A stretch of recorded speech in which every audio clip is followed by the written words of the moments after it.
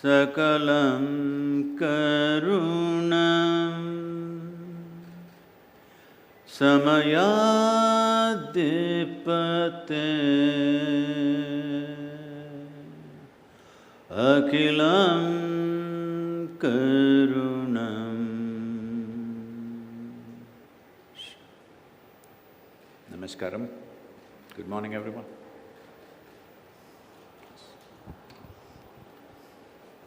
Sadhguru, a very warm welcome to you, and we are told that this is your first physical interaction of this kind after Yes. a painful 12 months of this pandemic, so it's a great honor for us to have you here on India Today.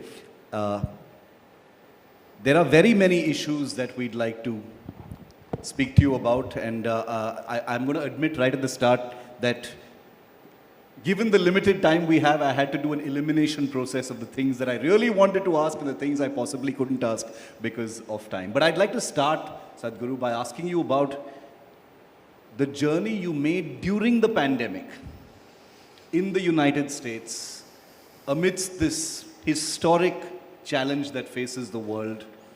You were out there, you were on the road, meeting people, meeting communities.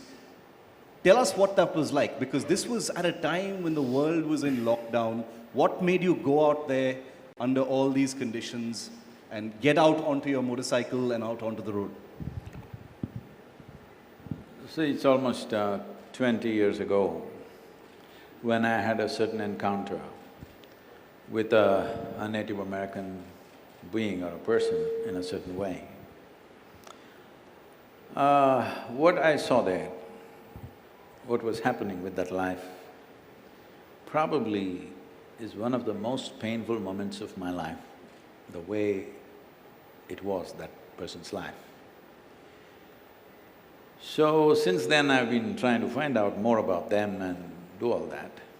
As a part of this, I decided to set up the Isha Institute of Inner Sciences in Tennessee at the head of what is called as the Trail of Tears. There's a very a tragic event that happened when the Cherokee tribes were moved from Tennessee to Oklahoma, where thousands of people died in the cold, men, women and children, because they were made to walk in winter without footwear, without anything. They were just rounded up suddenly and made to do this.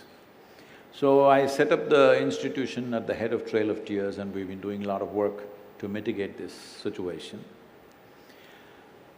But it is later that I realized that there were, or there still are, over 500 Native American nations within United States. Most people are not aware of this.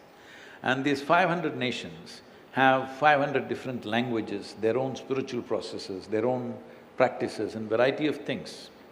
A lot of it has diminished or in decay because till 1974 or '6, somewhere around there, it was illegal to practice any of those religious practices. It's only in 1974 it became legal for them to practice. So they're trying to recover from that. I've been thinking of going to many of these reservations, which I've visited a few, but it's the pandemic which gave me the chance, because otherwise my schedule never allows me to deviate from what I'm doing.